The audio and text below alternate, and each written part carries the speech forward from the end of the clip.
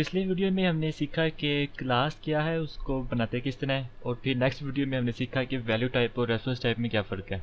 तो इस वीडियो में मैं आपको बताऊंगा कि हमने अपनी क्लासेस को ऑर्गेनाइज किस तरह करना है फ़ोल्डर्स के अंदर। ठीक है, चले मैं आपको सिखाता हूँ कि आपने क्लासेस को फ़ोल्डर्स के अंदर किस तरह से ऑर्गेनाइज करना है। आप क्या करें कि सोल्यूशन एक्सप्लोरर पे जाएं। अगर आपको सोल्यूशन एक्सप्लोरर नहीं नज़र आ रहा तो आप क्विक लॉन्च पे जाएं और यहाँ पे टाइप करें सोल्यूशन एक्सप्लोरर और एंटर प्रेस कर दें। ठीक है, सोल्यूशन एक्सप्लोरर आपके सामने आ जाएगा। अच्छा, ये है हमारी प्रोजेक्ट फाइल। ठीक है, ऊप। अब आपने गौर करना है कि ये एक फ़ोल्डर है, तो यही सेम स्ट्रक्चर आप अपने कोड में भी देखेंगे कि ये ऊप का फ़ोल्डर है। ठीक है, और ये देखिए ये ऊप की नेम स्पेस है। ठीक है, और सिमिलरली आप ये देखें ये program डॉट सी एस की फ़ाइल है और ये प्रोग्राम क्लास है। ठीक है, यानी कि आप देखें जब हमने डिफ़ॉल्ट सी शार्प का प्रोग्राम बनाया है तो उसने भी आपकी क्लास को एक फ़ोल्डर के अंदर उसको ऑर्गेनाइज़ किया हुआ है। तो चलिए मैं आपको वो तरीका बताता हूँ कि आपने फ़ोल्डर के अंदर क्लासेस को किस तरह ऑर्गेनाइज़ करना है। तो जो तरीका मैं आपको बताने जा रहा हूँ वो है रिवर्स डोमेनियम सिस्टम। तो रिवर्स डोमेनियम सिस्टम क्या होता है कि आप पहले फ़ोल्डर बनाते हो, वो उस फ़ोल्डर का नाम आप लिखोगे कॉम। तो उसके अंदर आप एक और फ़ोल्डर बनाओगे जो कि एक मॉड्यूल होगा। ठीक है, यानी कि आपके प्रोजेक्ट का कोई एक मॉड्यूल होगा, वो आप उस फ़ोल्डर का नाम लिख दो। और उसके बाद उस मॉड्यूल की जितनी क्लासेस आप बनाना चाहते हो वो उस फ़ोल्डर के अंदर आप रखोगे। ठीक है, आप करोगे क्या कि इस प्रोजेक्ट पे आओ और इधर राइट क्लिक करो और ऐड पे जाओ, न्यू फ़ोल्डर, और इसका नाम रखो कॉम। और कॉम पे फिर दोबारा राइट क्लिक करो, ऐड पे जाओ और न्यू फ़ोल्डर। तो इसके अंदर आप मॉड्यूल का नाम लिख दो। तो मॉड्यूल का नाम मैं रखता हूँ स्टूडेंट मैनेजमेंट, यानी कि इसके अंदर हम वो तमाम क्लासेस रखेंगे जो स्टूडेंट मैनेजमेंट की होगी। ठीक है, तो इस फोल्डर के अंदर आप क्लासेस बना सकते हैं। तो आप ऐड करें, तो इधर आप ये क्लास लिखा हुआ है इसको क्लिक कर दो। तो आप क्लास बनाएं कि मैं क्लास बना लेता हूँ एक स्टूडेंट की। ठीक है, तो ये देखिए हमने क्लास बना ली है। तो मैं इस क्लास के अंदर फील्ड्स बनाता हूँ डिफरेंट। तो एक चीज़ मैं आपको बताता हूँ कि क्लास के अंदर जो हम वेरिएबल डिक्लेयर करते हैं उसको बोलते हैं फील्ड्स। ठीक है,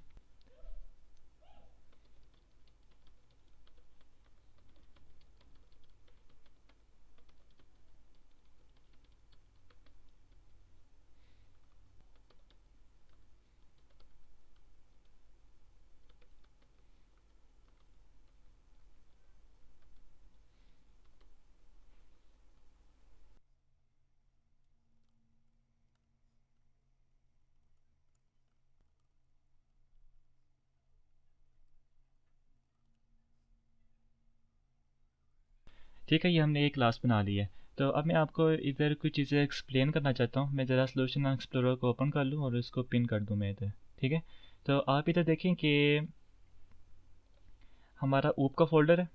ठीक है, उसके अंदर कॉम का फोल्डर है, कॉम के अंदर स्टूडेंट मैनेजमेंट का फोल्डर है और उसके अंदर क्लास है स्टूडेंट की। अब यही जो स्ट्रक्चर है फोल्डर्स का, ये आप नेम स्पेस में भी फॉलो करोगे।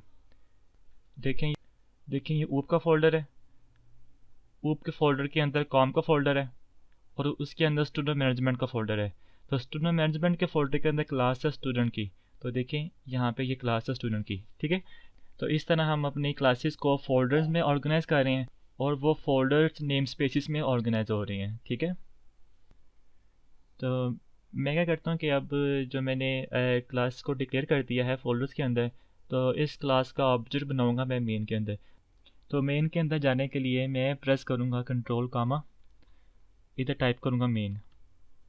तो देखिए मैं मेन के अंदर आ गया हूँ और यहाँ पे मैं ऑब्जेक्ट बनाऊंगा स्टूडेंट का। लेकिन जैसे ही मैं स्टूडेंट लिखूंगा तो आप देखेंगे कि नेम स्पेस के अंदर स्टूडेंट की क्लास शो नहीं हो रही। वो इसलिए शो नहीं हो रही क्योंकि उसको नेम स्पेस ही नहीं मिल रही स्टूडेंट की। आप ज़रा स्टूडेंट पे जाएं, मैं ज़रा कंट्रोल टैब प्रेस करता हूँ और मैं स्टूडेंट के पास जाता हूँ और देखें कि स्टूडेंट की जो नेम स्पेस है उसका नाम है oop.com.studentmanagement। मैं इसको कॉपी कर लेता हूँ, मैं वापस प्रोग्राम क्लास में जाता हूँ और यहाँ पे आके मैं इधर लिखूँगा यूजिंग और पेस्ट कर दूंगा। ठीक है, तो अब मैं लिखूँगा स्टूडेंट। तो देखें वो मुझे यहाँ पे इंटेलिजेंस भी शो करेगा स्टूडेंट की, क्योंकि उसकी नेम स्पेस ऊपर मैंने इंक्लूड कर दी है। Enter. std equal to new student,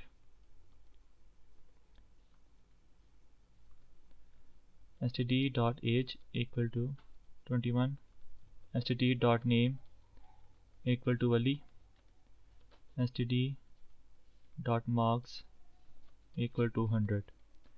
अब मैं यहाँ पे फंक्शन कॉल कर लूँगा, तो कंट्रोल F5 प्रेस करते हैं। तो देखें उसने एक नाइस वे से मैसेज भी स्क्रीन में शो कर दिया है।